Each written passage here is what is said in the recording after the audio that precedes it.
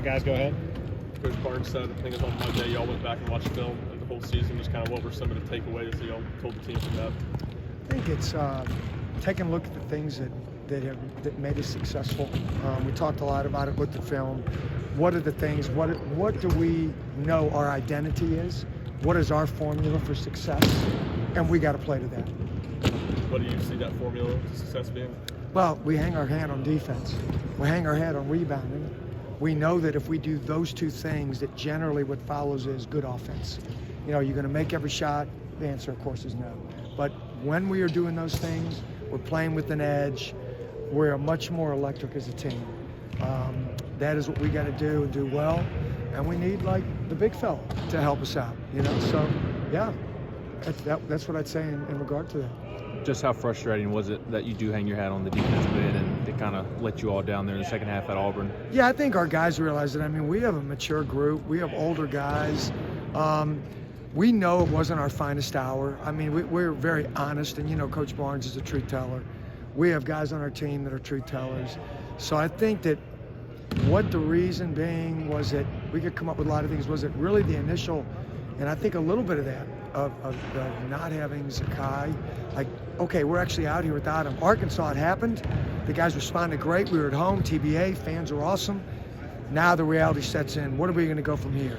Maybe a little bit of that, maybe a little bit of an emotional hangover. But in reality, we also know we have enough guys standing in that room that we can be successful. Coach, regardless of what happens during the season, why is this time of year so special?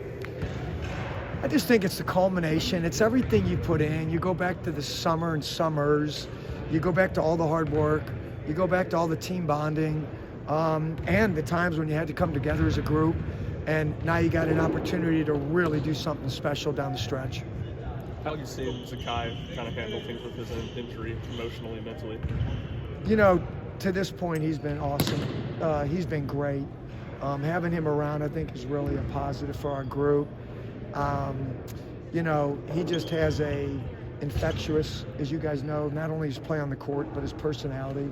And I think he's handling it about as well as anybody could. What do you feel like has been the reason the offense has clicked the last two games against Arkansas and Auburn on Saturday? Yeah, I think, you know, we've gotten quality shots. There aren't many games this year I think we've come out of. Look, I understand this. It's an old adage. I don't care what level it is. You can talk about the NBA, you can talk about college, high school, whatever. You can not play very well but shoot really well. And what does the common fan think? What would I think? Played well. Whoa, man, you guys were great. Well, we really didn't play that well, but we shot the heck out of it. Or we played really well. We just missed open shots. I mean, you guys remember the Texas A&M game? They were very good, A&M, credit. But man, Santi, coming off 2 or 3 days not practice, he had 2 or 3 looks I'd bet my life on in that game. So just as a small takeaway, sample size, you know, I think we're coaches, if we're getting a high quality look, practice shots, we're not making them, then our job is to go get it on the glass, right? That is when you relax as a shooter, when you know you can get a second, third attempt at the ball. You know, we call it a fire drill, right? We get it out, we kick it out. But I think we've shot the ball well. I think we've had great movement. I think our execution has been good, and we shared the ball. Coach Barnes said after Auburn that y'all's offense is a lot better when y'all don't settle for one-on-one isolation.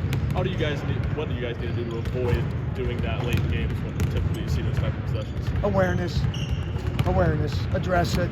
I think, again, we have a mature team, a group that understands it, that when we're popping the ball around, when we're getting good movement, when we're executing, when we're, you know, we grade out screening, when we're screening, we've got guys that are smart enough without the ball in their hands. And I mean, you know, Coach, you know, puts in plenty of good offense for us to run. And if we execute it and we don't get stuck, the ball doesn't stick with 1 or 2 guys, then generally we have success.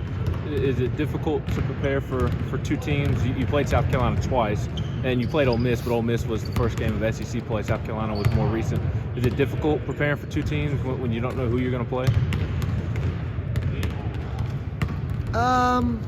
The obvious answer is yes, but I would also say no. I think at this point, and again, we have older guys. We have our coaching staff. You know, all the assistant, like they do a great job. Our guys on the staff, and then Coach taking what he sees and putting the plan together.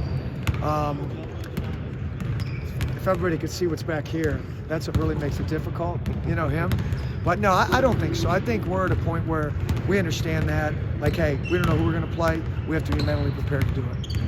Is it safe to say you've missed Sakai more in the defensive end than the offensive end through 2 games? When Santi over dribbles, yes. No, I think it is safe to say. But again, this is our group now, and we have a reality of what our group is. So we have to figure out and adjust to what we have. Very good. Thank you. So.